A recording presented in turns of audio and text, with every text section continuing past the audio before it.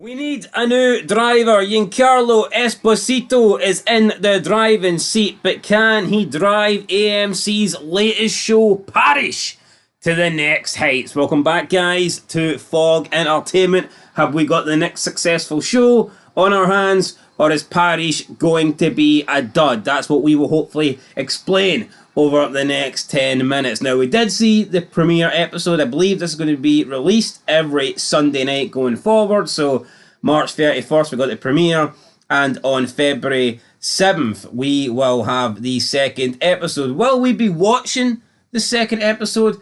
Who knows? We'll find out the answer to that after this review. Oh, well, I think it's safe to say we will be watching the second episode. Fog Entertainment bringing you the best stuff. So we don't quit unless something is really bad. Aye, this wasn't really bad. Or unless I'm uploading it.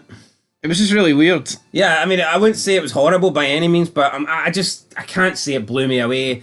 I can't say I was sitting there on the edge of my seat. There was times where I thought, this is pretty good, this is interesting, but I also felt by the end of the first episode, I wasn't exactly sure what was going on completely, and I think that's an issue. I think some shows are just like clusterfucks, and they don't properly explain what's... I get the basics, right? I get this and that, but do you know, I think some shows have just got like this knack of like not really explaining things fully? Yeah.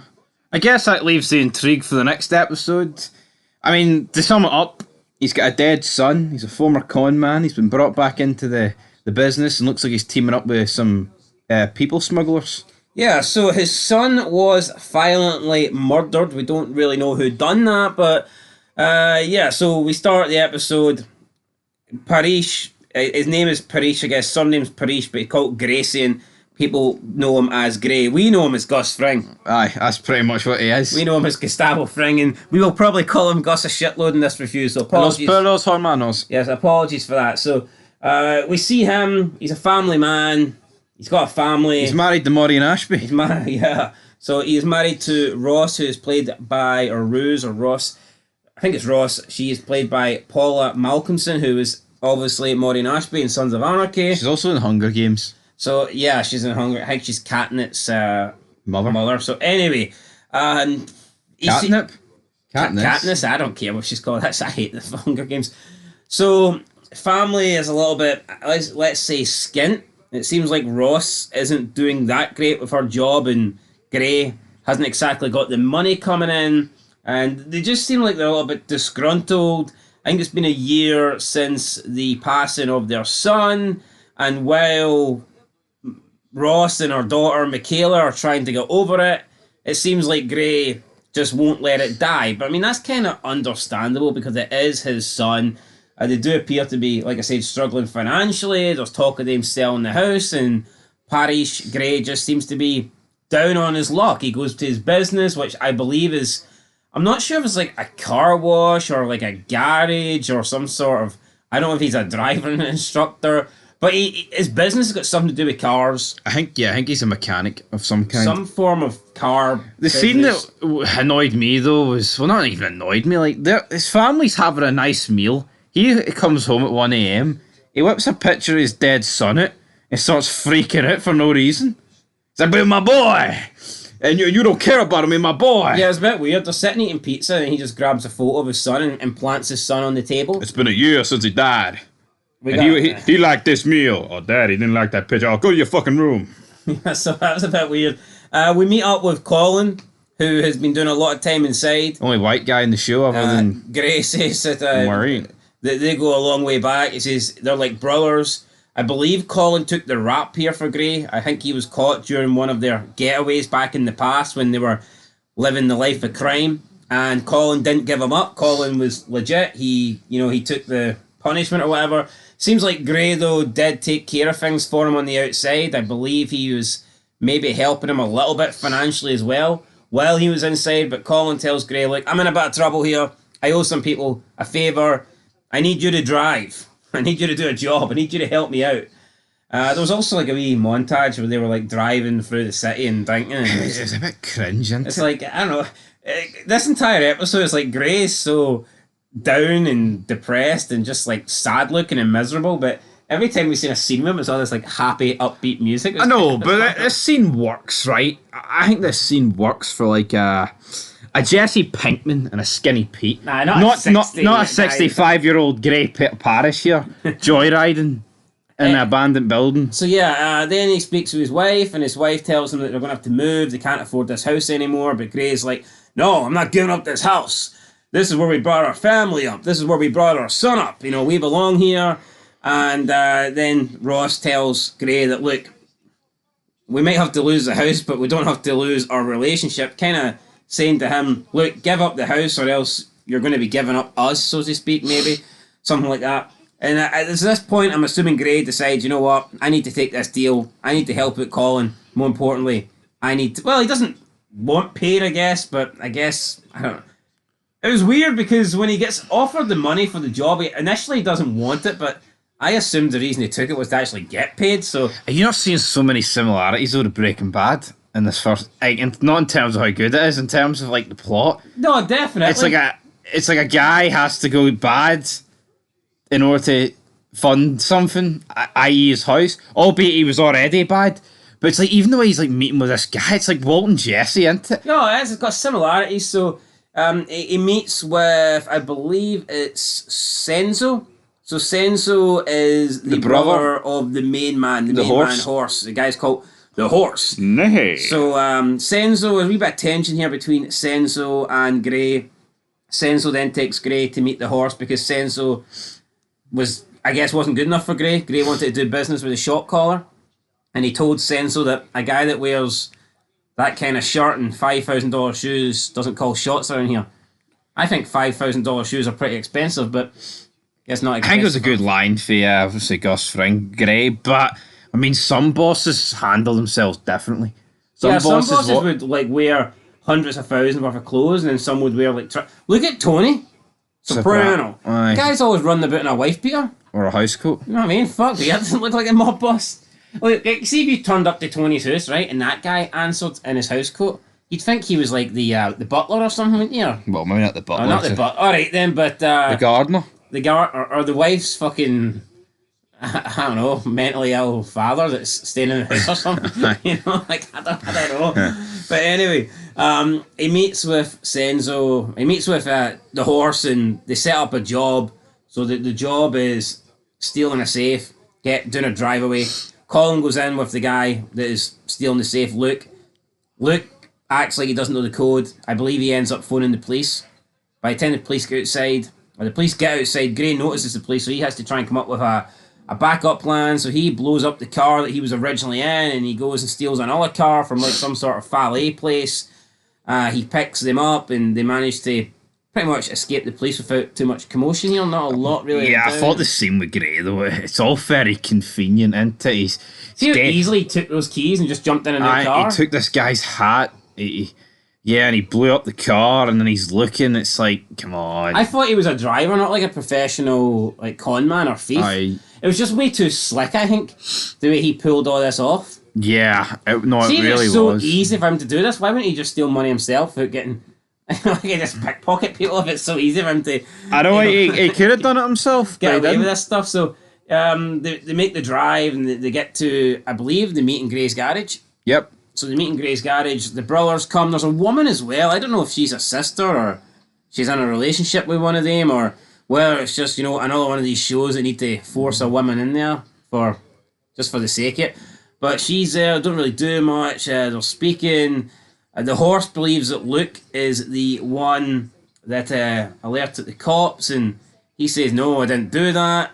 Now, he repeats a line. The Horse repeats a line to Luke that the average person is told, is it 200 lies a day? Yeah. 200 lies a day. And so the Horse then uses that same line that Gray told him earlier on Luke, believing that he doesn't trust Luke and that he thinks that Luke did call the cops. And before we know it, Senzo, smash, back of the head, crowbar, boom, boom, boom, boom, boom. The blood hits the side of Gray's face, and then the Horse is kind of like, right, that's enough, let's go. No. He tries to give Gray the money. Gray's like, I don't want it. But the Horse tells Gray that nobody works for free. Then he wants to know what Colin is going to do about this. He says it's his mess to clean up, but Gray's like, I've got it, I'll deal with it. And the horse is kind of happy with that. And his brother, not so happy, doesn't think that the horse should be walking away from this and allowing a stranger just to witness a murder here. But the horse says, nah, me and Gray are not strangers. We know each other. And I don't know if that's like a hint that potentially now Gray works for him and that he's going to be using him going forward. We have to wait and see. But that's it. The horse, Senzo and the woman, who I just don't have a clue who it was, walked out. Don't know what she was doing there. Don't know why she was there or what purpose she served. But they all walked out. And the episode ended kind of just panning in on Gray's face, thinking, what the hell have I done? You know, I gave up this life of crime years ago, and now I'm back in it. For what was the point? So, yeah, it's like, oh, shit.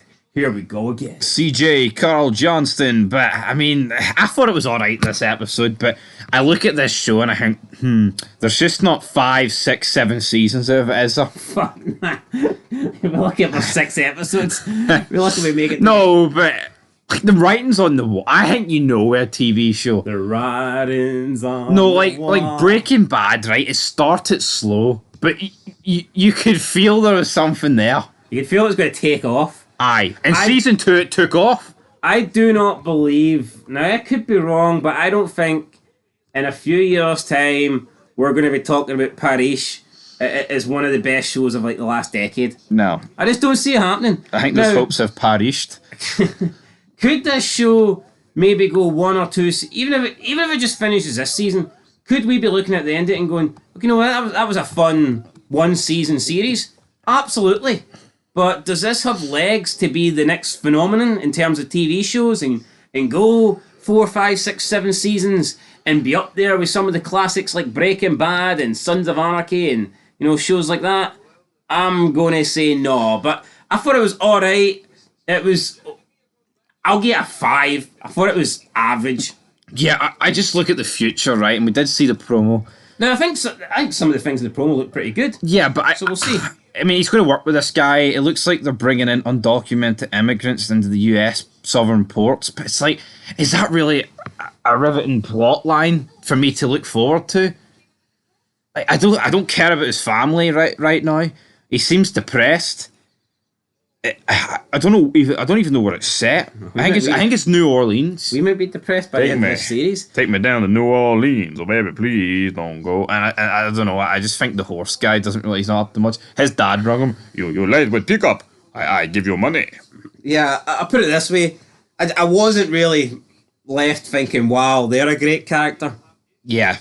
There was also a scene where Gray spent with his daughter when he picked her up and put her in the... She's like calling him a creep, like pretending that he's like, well, why are you talking to teenage girls, whatever. And then he took her out driving because she says during the family dinner that he'd never done anything for her, and that he would basically do everything for his son, and he built his son a car from scratch, but wouldn't even give her driving lessons. So he done that, and I mean, I guess that was a nice wee family bonding scene. It was, but I think the problem is... And that was probably the only time he seemed happy in the first episode, like. It was, but I think the problem with this character... He's so up and down, like 1 minute it's like, hey, get in, let's go for a drive, and then the next minute he's just sitting there, it's like... I think we just see this over the years with movies and TV shows. If an actor's just known for one thing, it's almost hard to shake it. It's like, I just see Gustavo Fring here. You can't help it. And I think that's just going to hold the show back in itself. Do you think by being so successful in one role, that can hamper your career going forward? Yep, I think so. Do you think there's some people that have had like real success in one role and they've never really been able to get success elsewhere? I'd say so, yep. Charlie Hunnam, I don't think's done much since leaving Sons of Anarchy. He's had a few roles, but I wouldn't say anybody. No, but it's the same with like I think we could Bryan Cranston, Andrew Lincoln. He was more. You could argue before Walking Dead with him, but he was in a couple of rom-coms. I'm not going to pretend he was The Rock. No, but what have these guys done since, like, you know, giving up their main role in these series? They haven't done a lot. Yeah.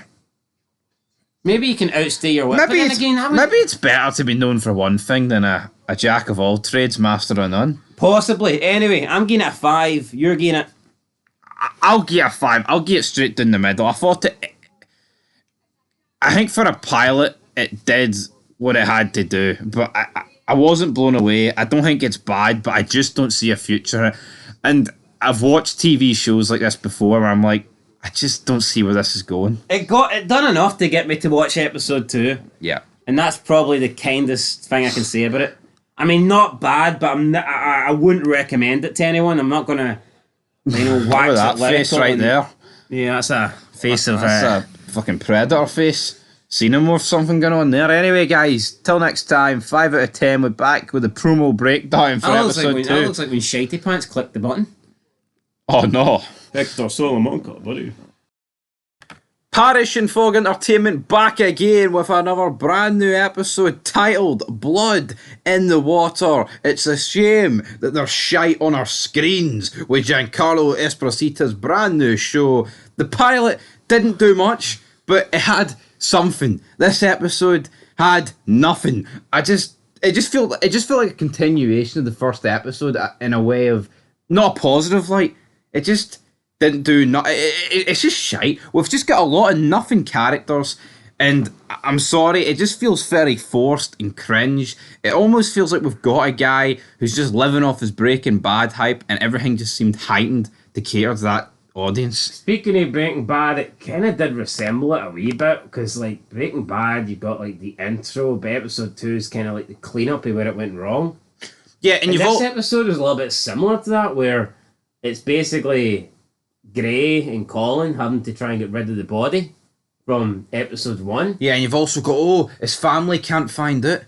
He's acting weirder than his family. Just like Walt did against his family. So, I mean, yeah, we know that Giancarlo Esposito's in this, but I wonder if there's any other connections to Breaking Bad, or whether Giancarlo Esposito has got, like, I don't know, major writing power plays or whatever in this show. But it is almost like they're trying to just do another at least use the Breaking Bad formula. Yeah, and is the chemistry there? I'm not too sure, folks, right? I don't know I think it's about a 6-episode season. You can just tell when you watch a show if there's length in it, and I'm sorry, where is this? It feels like the black Breaking Bad. Would you agree with that? Breaking Black? I don't know about Breaking Bad. I would just call it bad. Nah, maybe bad, but I mean, breaking my spirit watching it. The episode kicks off. You've got Gray. He's flashing back to when his son died. Don't really care. He walks up to his office. There's blood on his hands. Then him and Colin. There's a bit of a clean up montage. Then like the worker comes in. She's like, "Are you alone, Gray?" And he's like, "Yes." Why? What makes you think that? I'll give you a few X. And they've got a weird accent, right? I've not really heard too many people from New Orleans, but there's a weird twang, and I'm not digging it. Would you agree with that? I like certain American accents. I think like Texan accents can work. I think like New York accents can work. I think Californian accents can work. That's plenty, but I think this New Orleans one has to be one of the worst accents I've ever heard. No matter who it is, no matter what race it is, it's fucking shite. It's no great. The accents aren't great. The verbals no great. The dialogues aren't really great. Even Giancarlo Esposito, I'm not going to sit here and saying that it's a one-man show or that he's stealing every scene. I personally think he's been poor in this. He's not. His acting hasn't blown me away. Yeah, I think it's cringe. I think it feels so forced. His acting's definitely not blown me away. I mean, is he the best actor on the show? And we only know 2. I mean, is he the best character on the show? I mean, he might be, but I don't. He hasn't blown me away with this performance. No, absolutely not. The scenes where he's collecting a paycheck or something. Literally, that's kind of what he's doing in the series. But I think him and Colin get rid of the body. He dumps it into the water, but then they can't get it out, and then he like finds this like internet cable. Swamp, buddy.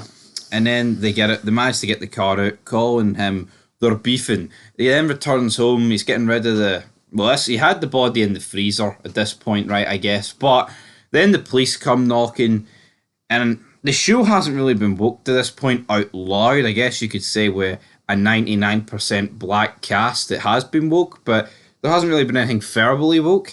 But then this is where it gets woke. They're like, there was a man matching your description at the crime scene yesterday, and his daughter's like, you're just saying that because he's black, right? Hold on, the 2 officers are black, right?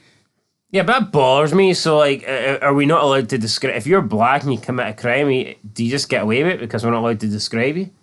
That makes no sense to me. Like, why are they so like paranoid and take that so bad? Yeah, but if he's an associate, right, and he knows this Colin guy, and they've seen a guy described as Colin, and they've seen a black guy wearing glasses, skinny, grey haired, looks about 60. Yeah, that's a description. It's not just they're not just going, oh, it's just because you're black. Yeah, and it's also because he's an associate of the Colin guy. I fucking hate this. It's so woke garbage, it is.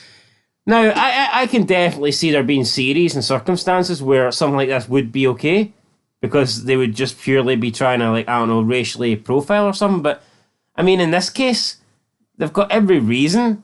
I mean, are the police not supposed to go to Gray's door in case they get accused of being racist? Is that? But, no, but I would almost forgive shows if they did this, right? And the person who was being accused of it didn't do it. But he fucking did. He was there. Yeah. See, if he wasn't there and he was getting wrongfully accused, I'd be like, you know what? They've got a point. But see, I would guarantee pretty much 99% of the times they do this in television shows these days, the person they're accusing is actually guilty and was at the crime, yes or no? Just like real life. Damn. But no, exact same in Power, right? They always preach about, oh, you blame the angry black man. And The angry black man's doing all this fucking No, crime. no, literally that's what it is, though, and it's like, you can't have it both ways. They can't be like, oh, so the young black man's the criminal, but then he's actually committing the crime. He is actually the criminal. It's like in Power, Tyreek, the character in Power, he goes on this rant speech at this university, and he's like, you look at me, because I was accused of being a murderer, and you think I'm a murderer, but I'm not that, and I'm determined to change my character. And what do you think he is? Do you think he actually did do it? Of course he did. So it's things like this where, at least if he didn't do it, there'd be weight behind it. And it's like this, he was actually there.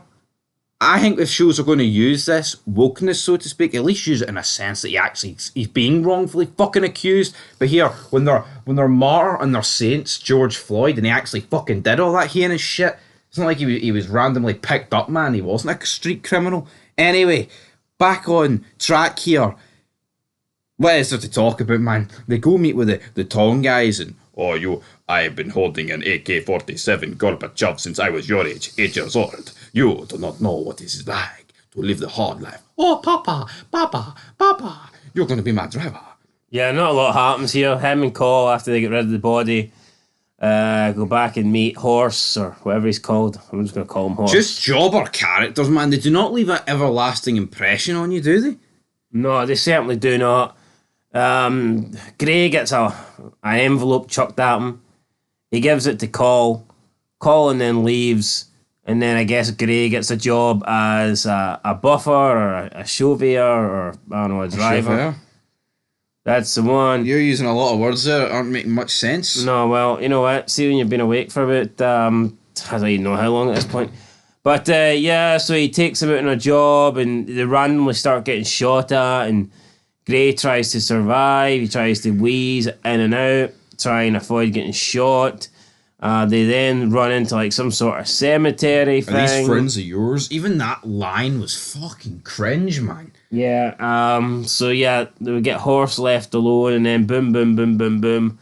Horse goes down. No. And we're led to believe that he dies, but don't worry, guys, because the trailer revealed that he's fucking alive, so it's okay.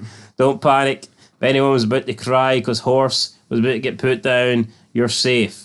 You're fine. He'll be back next week. No, this is why promos suck, right? Like, No, I'm not saying promos suck, but I mean, surely a half-decent show would just not show him in the promo.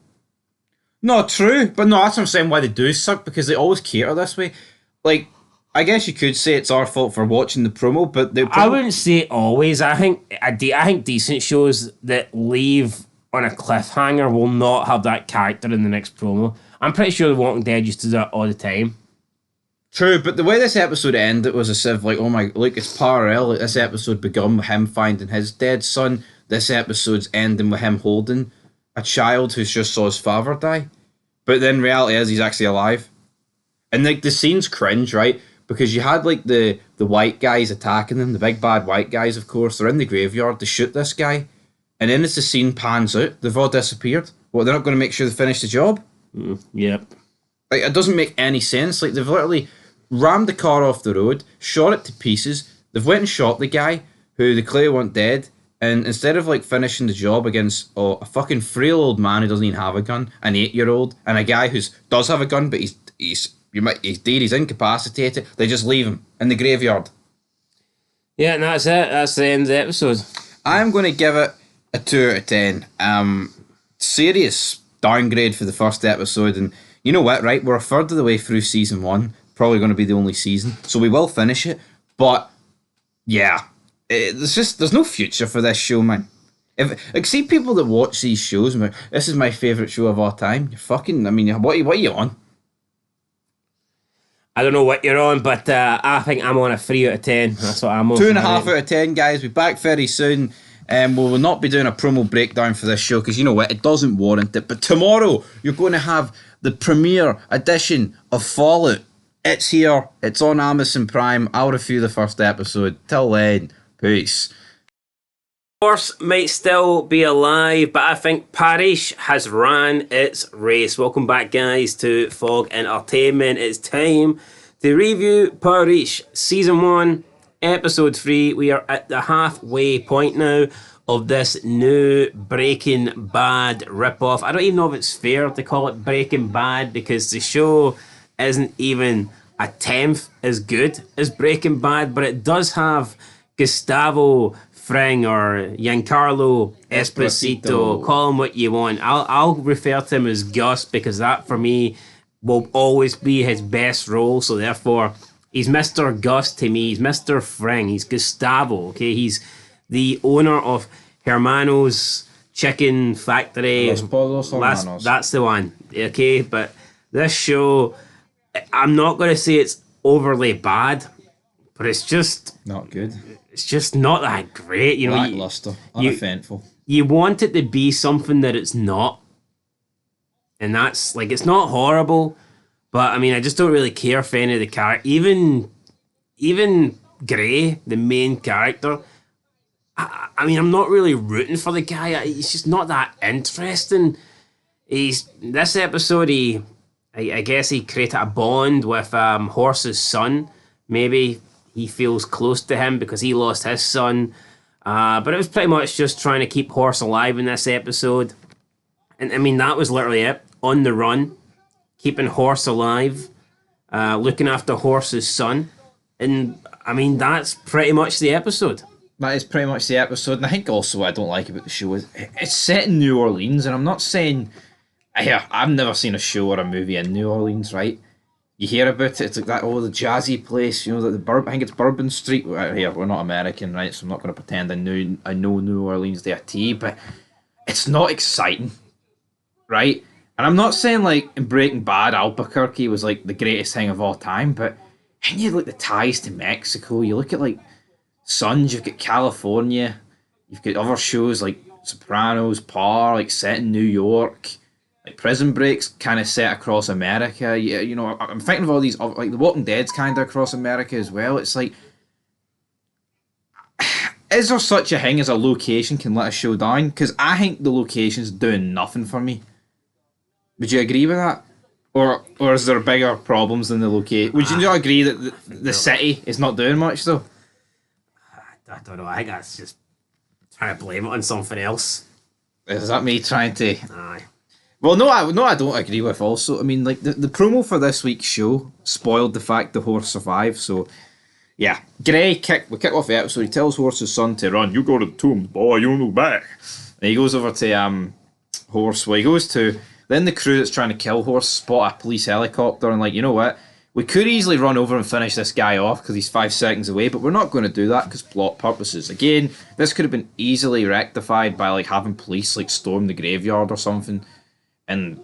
But no, like, the guy made it such a big deal that they had to kill Horse today. Like, I see my missions through. We promised the boss, we promised the big man that we would kill this guy.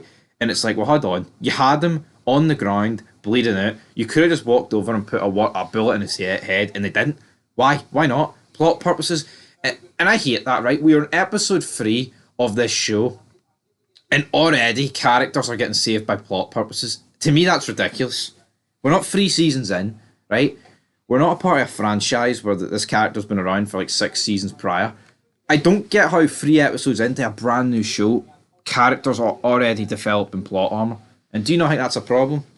Yeah, no, 100%. Because I just don't grasp why this horse guy, like, why does it have to be spoiled in the promo? And then why does it also have to be the fact that these guys just didn't walk over and shoot him? But we're introduced to their boss, right? I've seen this guy in quite a lot of movies. What was he in? I think he was in Daddy's Home 2 with John Cena and Mel Gibson. I've seen he's in Brooklyn. I've seen this actor in quite a lot of things, man. But it's like he's got all these connections. He's got all this money, right? And it's despite the fact that he's working in a fucking scrapyard. It's like, what? This is their boss. This is the guy. All the money and the connections. Then we see Horse's family. I believe they're called the Tong guy, right? They go and confront the businessman who said, "Oh, it's a gentleman's agreement." For the last episode, they pour gasoline over him, they threaten him. It's like everybody who's white in this show is just portrayed as a bad apple and or cowardly. They pour gasoline over him. She's like, you're a tinkimpy." And he's like, "What's that? Well, I don't even know what that means." And then she's like, "It means you're a rat. You're a snitch." Izzy, we don't even know this guy enough to fucking care about you pouring gasoline over him, so I don't care. And she's like, "Oh, you're lucky my brother didn't come." It's like, I don't even, like, what? Who cares? And then you've also got Colin. He whips out flowers. Don't even know where I've plucked Colin's name from, because, I mean, I've had to go into the depths of hell to find that. He whips out these flowers. He heads towards this car. Looks like it's his ex-wife or girlfriend or whatever. Then it turns out there's a guy sitting beside her in the car. You're thinking, right, this must be the new boyfriend. Turns out it's actually his brother. Then it turns out she's pregnant. But then he kind of makes a joke to Gray later on, like, he's going to resemble me, the kid. But then is that because it's your brother's kid and he looks a bit like you anyway, or is it because it's your kid and it's going to look like you? I'm confused. I don't know what's going on. I'm pretty sure because that's his first time seeing her, I guess, since being out of jail. So, yeah, it's definitely not his. Yeah, but either way, it's like, is there a white character in this show being portrayed as, like, strong? No. Even, like, the real estate guy's gay. He's like, "Oh, the Kennedys, they called, the wife called her husband daddy." Oh, guy's marking it. He just wants to be called fucking daddy by another man. That's why he's raging. They then go to, like, this nunnery. The woman there patches him up. The Chinese one comes in and is like, "Are you under threat?" "No, I'm okay." And then, like, the horse guy keeps going against Gray. It's like, Gray's known this kid all of 5 minutes and he's willing to, like, sacrifice himself for him, man. I don't know. It's either, like, the acting is overacting or it's lackluster. There's, like, no in between. It almost feels forced in certain areas.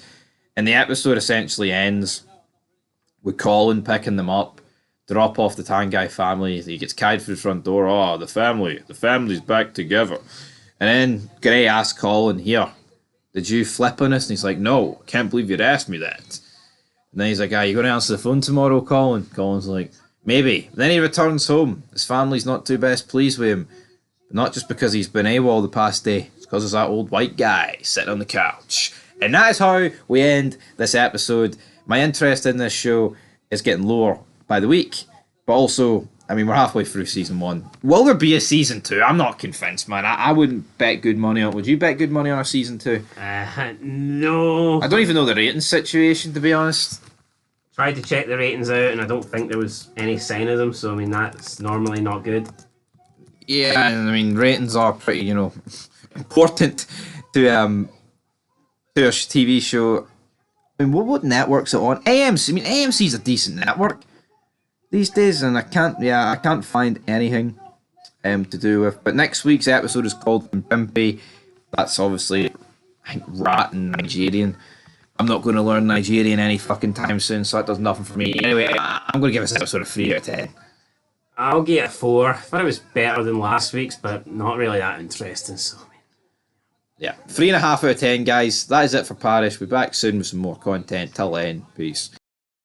We are now into the second half of Parish Season 1. I've got a feeling there won't be a Season 2, but here, as long as one of us ain't an pimpy, it's a win all round, isn't it? We ain't an pimpy, we ain't a rat, we ain't a snitch. We're just watching Gus Fring slowly die in front of our eyes. I don't know, watching this show makes me feel like a snitch. It's just not very good. And you know what? I don't think it's getting better. No, I think the problem is for me, though, there's a lot happening. I just do not care. I can't say there's nothing happening. I think with some shows it's boring, it's bland, But I think they've actually thrown a lot of things together. It's just not working. I think the pacing's okay. I mean, I do think there's enough things happening. I don't think it's too slow. I don't think it's too fast. We have the characters being put into risky situations where, you know, their life could be at threat, their life could be at danger. But I just don't think it's that good of a show. Yeah, and I think that's a problem. The characters I'm just not invested in. When we do get a 7-year flashback to kick off the episode, we see how Anton and Gray met each other. Well, I'll say met each other, it was like the last time they spoke before today. 7 years, I think it went back to 2016. It was talking about how Hillary Clinton had a lead over Donald Trump. How did that go? Ha ha ha! Not very well. Not very good there.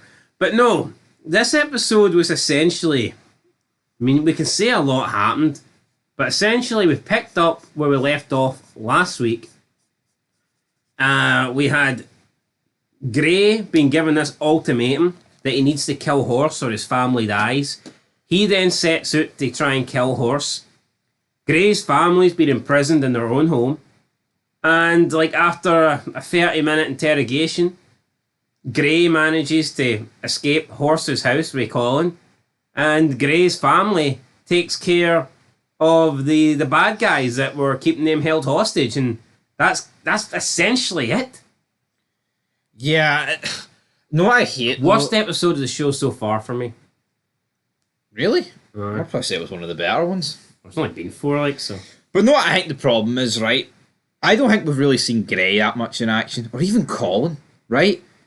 And, like, the two to get their hands dirty is his wife and daughter, who don't really know the life. Also, this show was made out as if, like, Gray was a driver. You know, we thought, oh, this guy has got some serious skills. I was expecting...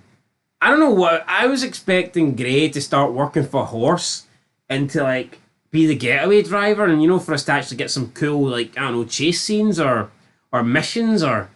I mean, what have we really got? It's more his history rather than what's he doing. And, again, I don't know what the future holds. I mean, we seen the preview for next week. I thought it was going to have something a bit like, I don't know, early kind of... Fast and Furious vibes, maybe not exactly like that, but I thought it was going to be something. I wish it was early Fast and Furious. Well, is The Rock going to appear? Maybe not. Maybe not, but it's all Walker certainly. It's also kind of predictable, right? Even though we're 4 episodes in, he was never going to kill Horse. Why not try something different? Why not actually have him kill the entire, like, Horse and his brother and his sister? Why not actually just go balls to the wall and fucking wipe out an entire group like that? Especially if it was only one season. But anyway, yeah, so Gray gets there. Horse is still not doing too great. They are interrogating the guy that tried to kill Horse. Horse wants information. How did they know where they were going to be? Horse's brother thinks that Gray is a snitch, but Gray's like, he's not like that. He wouldn't do that. And they kind of just determine, well, if it's not you, Gray, it must be Colin.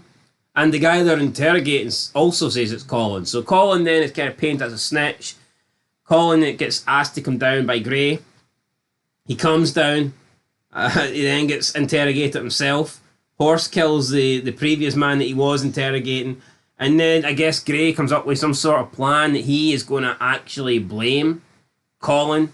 And he's going to trick Horse into handing over the machete so that he can kill Colin because he believes that Colin has betrayed him. But this is all part of Gray's plan just to try and get the machete away from Horse. So at this point, it's sent everybody else into the kitchen. So he does that.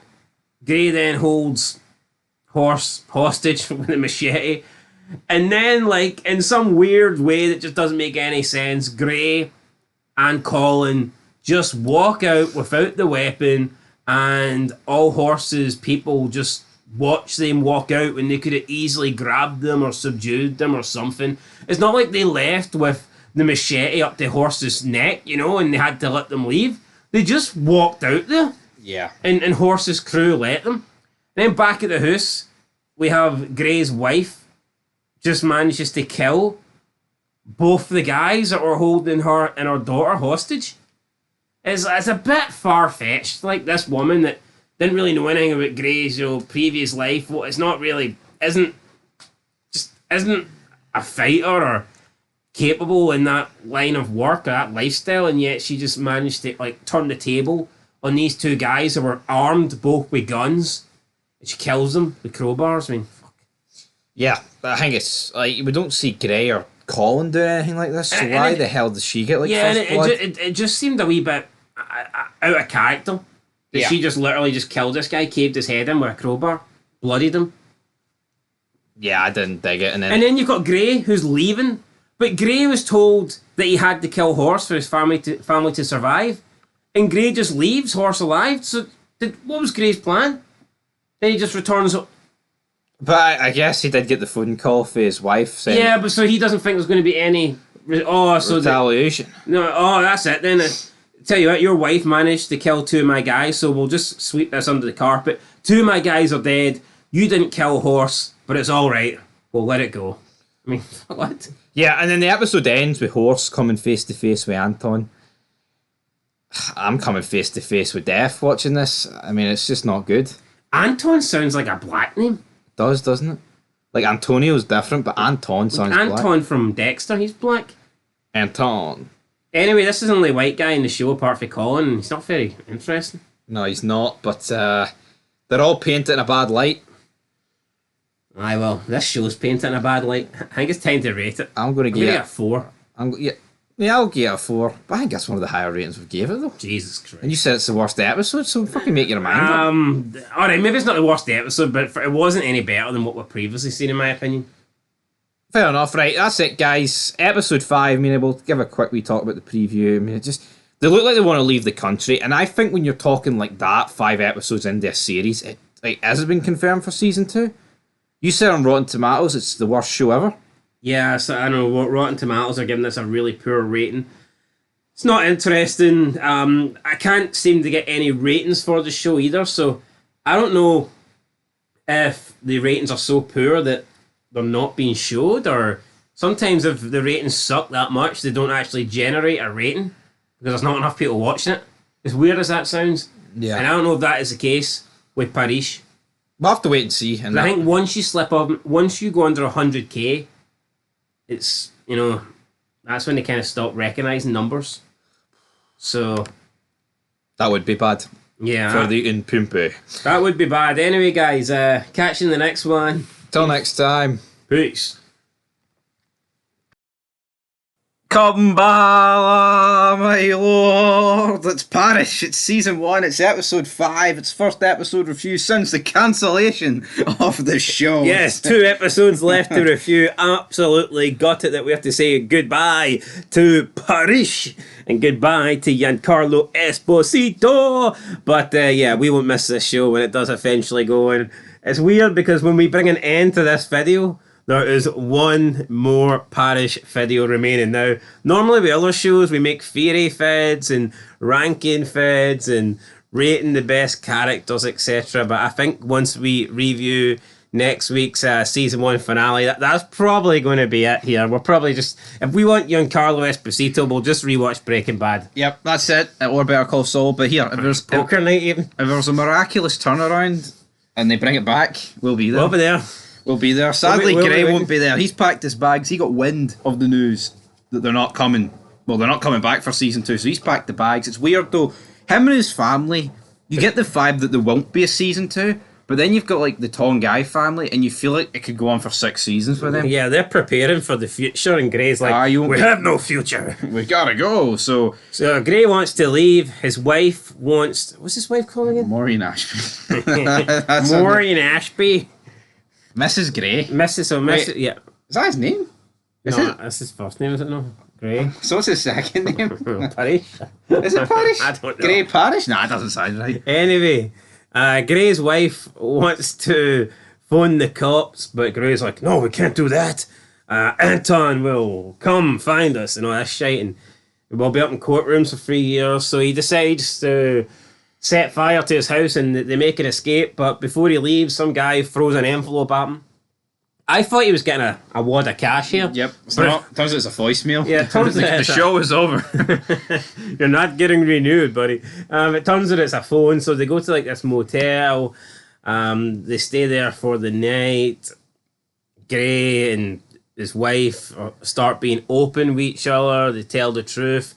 Their daughter takes a hissy fit because she finds out about Gray's past life. And she says that they kind of pushed Anton away. No, they pushed Maddie away. Mac is the daughter. Mac's Big the Mac. daughter. Maddie's the son. So she says, "You didn't know him, and you don't know me." And she walks. Just seems like, teen temper tantrum shite. Really, I mean, We get right. Maddie's a criminal, I but think they're this trying is- to make him be a great kid. yeah, this just feels forced to me. It's like she hasn't really shown this side of her. Well, she did a wee bit, I guess, but I mean, look at the situation they're in. I think they've got more important things to be dealing with than her going off in a little temper tantrum. But whatever, she goes. No, and- Gray should stand up here and be like, you know what? Mac, shut the fuck up. I don't give a shit if I didn't know you or your brother. I'm going to keep you alive because of bad people after us, and you moaning like a little bitch doesn't help the current situation. Yeah, well, that's what he should say. We did see a wee flashback when Maddie was giving Gray a wee bit of trash talk. And he slapped him with his fist. And Gray knocked him out. Well, he wished he knocked him out. Like Aye, it was no. It was you too. It was a poor attempt at a punch, but anyway, we get that. And when Gray's left alone, he plays the voice recorder, and it is someone revealing that they shot Maddie, and obviously this makes Gray pissed off, and Gray wants to go and get revenge. He shouts at Mary, "This is all my fault!" And he leaves, and It's either underacting or overacting. yeah. It's just cringe. Honestly, I mean, I don't really see why Gray's going to be so hell-bent on revenge here. His son had a gun and was attempting to hijack someone's car.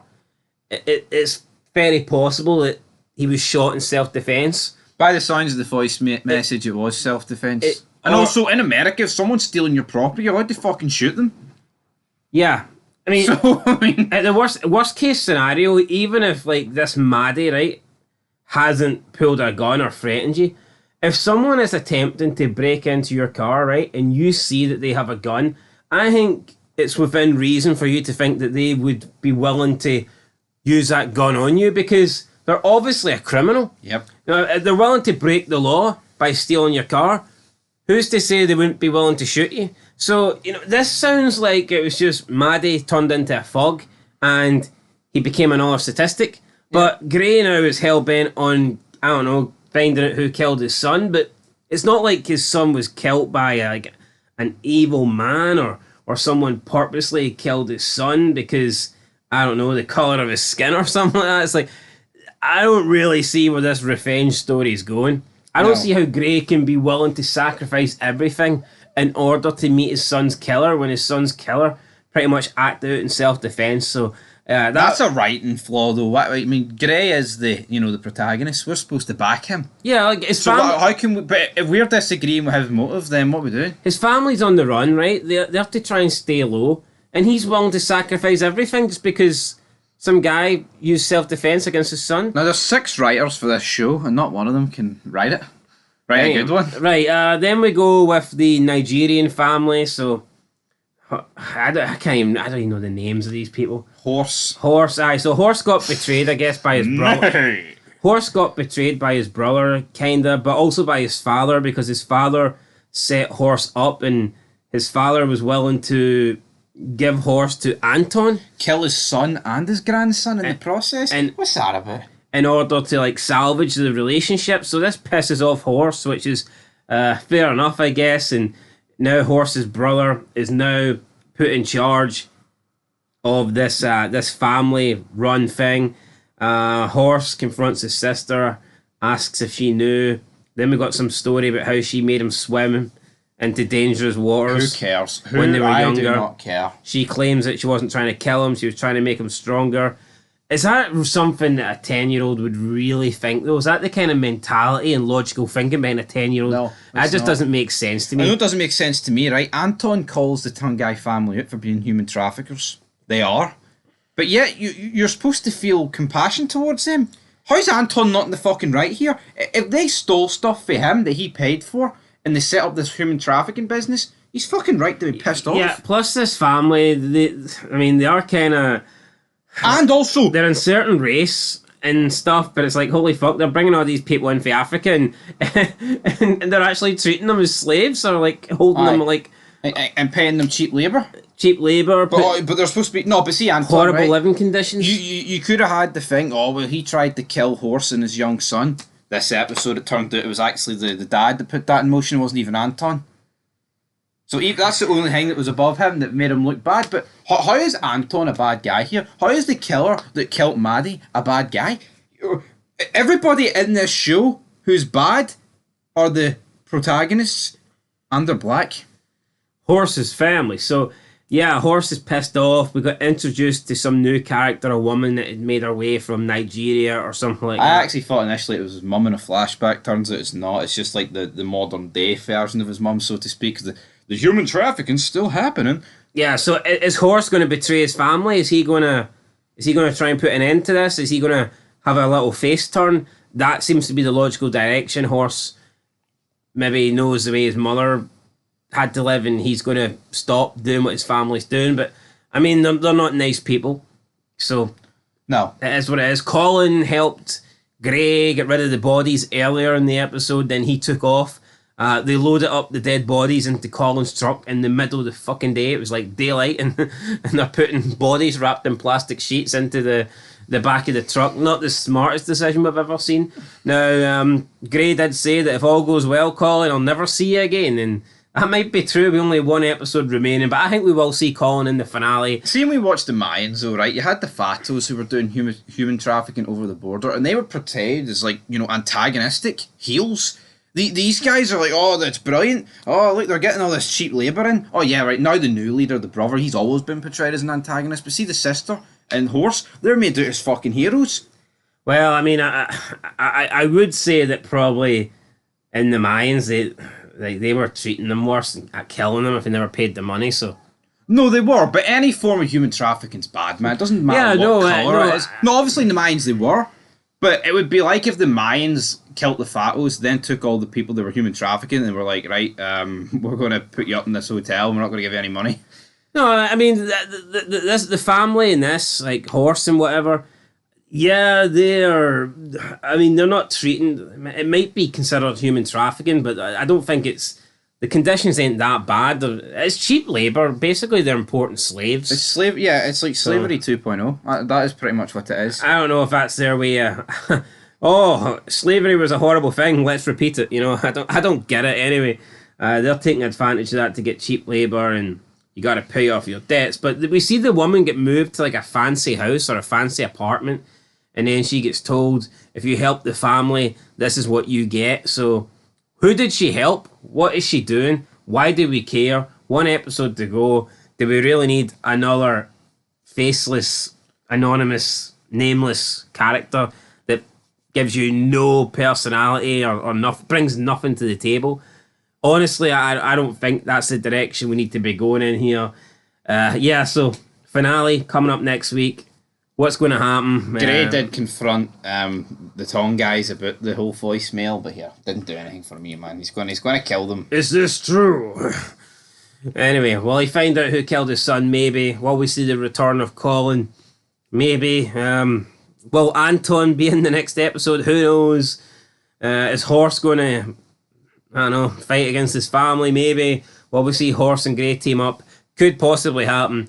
Do we care? No. No, that's it. It's flat, it's dead, it's just a poor show. Poorly executed.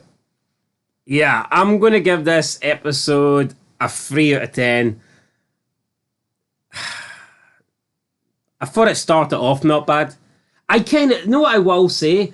I think if this show had more Gray and Colin scenes, it'd be a lot better. Yeah. I like the dynamic and chemistry between those two. And yeah, see when it's Gray though with his family, it loses me. And then when we go to the Nigerian family, I just don't give a shit. Yeah, I just can't really buy Gus Fring and Maureen Asprey as a couple. Like, that's pretty much it. And their daughter's just fucking annoying. Yeah. But that's like, the Colin and Gray scenes, it's pretty much like, what, a tenth of the show? It's not, like, he meets up with him like for 5 minutes every other episode, it seems like. No wonder it's not been renewed. That's all I'll say. Imagine what would Breaking Bad have been like if you maybe only got 10 seconds of Walt and Jesse on screen together every It episode. wouldn't have been as good, that's for sure. Anyway, so- what are you giving it? Was 3 out of 10. 3 out of 10. Was it the worst episode so far? No, none of them have been really that good, to be honest. So I don't really know what... does it feel like a show that's only been written for one season? Or does it feel like a show that was hoping to get a season 2, but it's kind of still written for it one season? feels like a show that we shouldn't have bothered reviewing. But That's pretty much hurry it. up and give you a rating. When Carlo Esposito, it's your fault, son. You're screaming it's my fault it is, because if you weren't in this, I wouldn't have watched it. Maureen Ashby wouldn't have been enough of a draw. Are we getting a rating for you, or are you just going to keep I'm talking going to shit? get a 3. I thought it was pants. Comfortably the worst show I've watched this year. How many shows have you watched this I've year? watched the ones that live, Fallout, not many more than that. So, but I mean, yeah, like, they shit all over this, like, I mean, that's what I would say. But anyway, guys, till next time, 3 out of 10, only one more hell episode to go.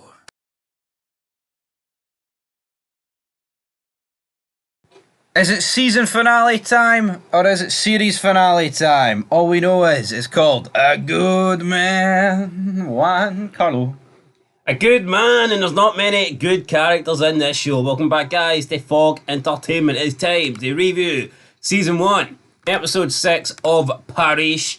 I think we are saying goodbye to this show. I do not believe there will be a Season 2.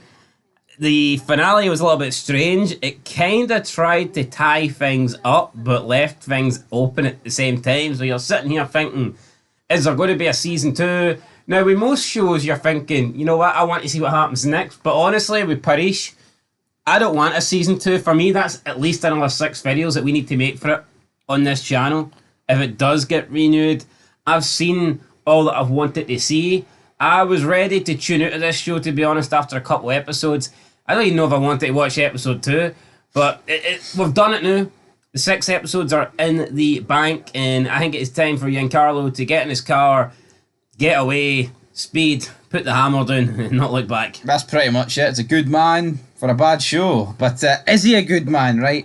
Because we said last week that if he goes and kills the guy that killed his son, I just can't back it. And even his methods here, I still couldn't back. I mean, the guy that killed his son's a criminal. He's trying to break in and hijack a car. Yeah, so we see Gray, he's on the hunt. He wants to track down his son. He goes to Horse. He's like, why'd you give me this?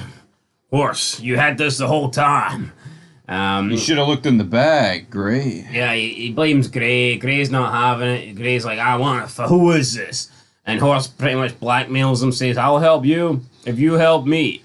Horse wants somebody taken care of, and therefore, if Gray does it, he will find out who killed his son. So Gray then goes to speak with Colin, who he needs help, although he doesn't really discuss the help that he needs. He just says, you gotta make a call.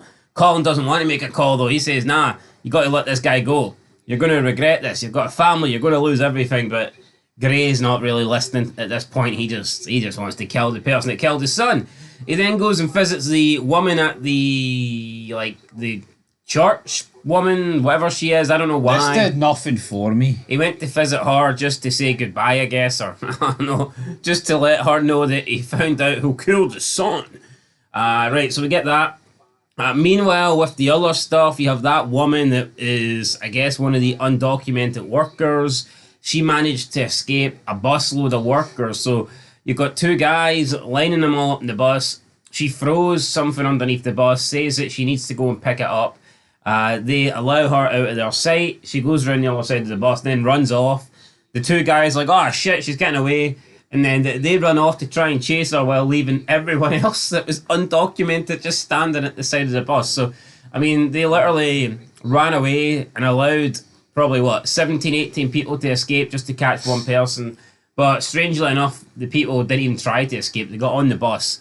And then we have the new leader, Horse's brother, whose name is completely going over the top of my head here, but he is not happy. He's like, how dare you let these undocumented workers go? I will not be a failure for my father. And I mean, really, slave trafficking, who cares? It's not very likeable, so... I just don't get this family, though, because they try and make the Horse and his sister out to be great people. It's like, oh, we profit off these workers, but their grandchildren will thank us one day. couldn't slave owners say the exact same thing? I mean, that's trying to cover your ass bullshit. Like, let's not pretend. No, let's not pretend like that's the reason you're doing it. I know what, we're going to bring in all these illegal documents and put them immigrants, and we're going to house them up. And I say house them up, we're going to put them in the shittiest living conditions of all time, like 10 people in one bed. But don't worry, because in 40 years' time, they'll see their grandchildren with a green card and American citizenship, and they'll think, yeah, me being trafficked, me being a slave, it was worth it. So, but it doesn't change the fact that they are human traffickers and they're profiting big time off this. See them driving their big fancy cars. I fucking hate this show. Actually, you know what? All it does is try to portray the white man as evil and the black guy is perfect. And then, like, even Anton, right? Let's just completely wrap this up. Yeah, so, well, let's wrap up. Gray goes to an AA meeting. He finds out the guy that killed his son. So, yeah, we have that. We also got, like, a flashback earlier in the episode where it shows you the man, I think his name might have been Trevor. Travis. So, Travis is he's coming out for a bar. He's had a couple of drinks. Travis is going to his truck. He sees Gray's son trying to steal his truck. Gray's son's friends then drive off. Gray's son attempts to run. He's got a weapon, looks like a gun, and Travis shoots him a couple of times before getting away. Now, we get Gray tracking him down. Gray goes to the AA meeting. Gray reveals what happened to his son, and then he nabs this guy, puts him in a truck, takes him to his car wash or his garage or whatever it is, and he threatens him at gunpoint, and the guy admits, he goes, I'm sorry, I didn't mean to do it. I was drunk. Gray's like, my son done nothing wrong. And it's like, no, your son was a thug and he was out thugging, becoming another statistic. So, I mean, you can say he done nothing wrong, but who's to say your son wouldn't have shot this guy first if he had the chance? Yeah, no. How are we supposed to root for Gray? Like, yeah, he lost his son, and even criminals, you know, the shows have done good jobs of, like, you know, still being, like, you know, family men and have a compassionate side, but he's trying to make it out that this guy just shot his son for no reason. He's like, he did nothing wrong. No, he did. He was trying to hijack a car, and the people he was hijacking it with drove off and left him. Just because this guy shot your son, covered it up, he probably, you know, he didn't want to go to jail himself, because... And why should he? Why should this guy go to jail just because he was out having a couple of drinks with friends, and then some guy tries to hijack his car? So, like, yeah, Gray contemplates killing him, but honestly, I'm not a big fan of the Gray character, but see if he did kill him, it would be one of the most, like, unjustified... Like, why didn't they make it like it wasn't an accident? I thought it was going to be gang-related or something. I thought it was going to be something to do with Horse, or Horse's group. I thought it was actually going to be like a gang-related shooting, but it turned out essentially what this was a guy defending his property. A guy defended his property. Stand your ground. He then wrung this woman. Chancellor or whatever. What's that word? General, Attorney General, but right? it turns out that he's in a relationship with her or something like that, so... Yeah, that's his ex, and then she gave him the number of Anton, and then Anton's junkyard took care of the truck and squashed it, right? Yeah, what I don't get is, so Anton's junkyard took care of the truck, but Gray's kid was never in the truck. Did this guy really need to get his truck crushed? It's forced to include Anton. That's all it is. Yeah, but like, where's... What evidence? How would the truck be contaminated? I mean, maybe the door handle? Really? I don't see how this would have led to... No, it's a plot hole. It's just a simple case. All right, we need to connect A and B, aka we need to get Anton involved in this and connect it to the murder of his son. No, I get that, but I honestly don't see why this guy had to go and destroy his truck. What did it change? Oh, it got rid of the evidence? What evidence? You know, it's just... Yeah. It's not like it was closed with blood on it or anything. The truck was never... Anton's kid was never in it. Gray's kid was never in the truck, so... Yeah, Gray pays Anton a visit. He smashes him with a car a few times. Anton's stuck inside the car. The bonnet starts to go on fire, the engine or whatnot. He's like, Gray, you can't leave me in here. And then Gray's like, yeah, you covered up my son, you deserve this. And Gray walks away. We get an explosion in the background as Gray walks away. Gray has killed Anton here. And for what? Honestly, like, he covered up what? Is that... How's this worthy of dying? Well, no, did Anton even if he did know, did he actually know it was Gray's son? Well, I think he did say, he was already dead. It wasn't going to bring him back. So I think he mentioned that he knew it was Gray's son. But, like, I honestly don't see how this changes anything. No, neither do I, but here, kills the white guy in cold blood. And then it's like he's got so much beef with the Tong guys as well. He's got so much beef with this Attorney General woman. Think he's going to kill a black woman, Gray? No. Even the Tong guys, he confronts the bad brother, right? And then turns out he didn't kill him, and then... Yeah, so I think the deal was he had to kill him for Horse, but then he doesn't kill him. Horse comes into the house. You got Gray there sitting with his brother and his sister. Horse and his sister conspired to kill their brother for some weird reason so they could get the power play back. A bit strange that they were willing just to execute and murder their brother, but whatever. Gray says, I won't do it no more. I won't be held hostage by any man. And he throws a gun down. And Gray then walks out. We hear one single shot go off. And then Horse's little son comes up and he's like, can I come with you, black man? And then Gray says, slightly less black man? just because your father's a bad man doesn't mean you need to be a bad man. Gray walks out. This kid is pure freaking out. He heard one gunshot go off. He doesn't know who gets shot, doesn't know who's dead, doesn't know anything. He doesn't know what's happening upstairs. Yeah, doesn't know there's conflict or nothing. He just heard one bullet go off, and for plotline purposes, he just assumes that his father's been shot and killed. I mean, it makes no sense whatsoever. Dumb. Nothing feels natural in this show. Very dumb. It doesn't. Nothing flows. It's just a big steaming pile of shite. The escaped document or undocumented worker then turns up outside a police station. We don't really get to see that or anything that happened there. Looks like the white guy they're trying to make a deal with. I mean, what did he slept with her? Did he rape her? I don't know, right? I mean, we didn't even get this. We don't know. Yeah, they kind of leveraged it against him, so he must have done something. He must have been fucking drunk or blind or something. So we get that. The guy that killed Gray's son has got news reporters outside his house, so I'm assuming he admitted to what he done. Yep. And now he's going to probably, do 10 years inside because some black guy tried to hijack his vehicle. Very good. And that's pretty much it. Gray returns to his hotel. Colin looks like to be a rat. Yeah, so Colin was, I guess, going to rat out the Tongue guys, but because they're dead or they're gone, the Tongue guy dad showed up. Yeah, I'm here. Your business has been poor, yeah. Yeah, so Tongue guy dad got up and he was met by the sister. None of the brothers were there. Again, is that a cliffhanger for season 2? No, this is definitely set up for season 2, right? Maybe we jumped the gun. Maybe our sources were wrong, but I tell you what, I don't want a season 2, but they've definitely left the door open for it. Yeah, so we had that.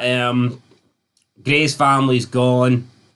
Gray looks like he's gone back to his former life. He gets the gloves on, he gets in the car. Brum brum. He accelerates, he speeds up. So what have we got? Going into season 2, possibly going into season 2, we have the undocumented slave worker outside the police station. So we've got but let's bear that in mind, right? She is trying to get some guy who we've only seen in one scene arrested. Why are we supposed to care about that? No, why? The undocumented worker? Yeah, she's trying to get that guy arrested. The old white guy. Why do we care about him? Is she really? I thought she was just trying to report the Tongue guys. No, I think with that leverage they showed on the phone. Well, why wouldn't they just let her go? Let her go? Why were they trying to stop her? Why were they trying? If they want her to report that guy, like why wouldn't they just be like, right, you? Because they don't want that guy reported. They want to keep it as leverage in order to get him in business. Here, I don't know, but I think your tongue. If they. No, I think I could be right. So they purposely let her go. No, they didn't let her go. Oh my God, listen to yourself think, man. Jesus, that's not what I'm saying. I'm saying they had the leverage on the phone against him, but they didn't want her to go. So let's just reel it in there. Doesn't matter either way. It's fucking stupid. Why do we care about this woman roaming around the streets of New Orleans? It's boring. It's bland. It's fucking shit. And then you've got this guy, Gray. I say this guy like he's not the main character. I mean, his whole family's pretty much gone or dead. His friends have all betrayed him. He's betrayed everyone. And he's sitting here putting these super tight gloves on, driving over a bridge. What is that supposed to get me excited?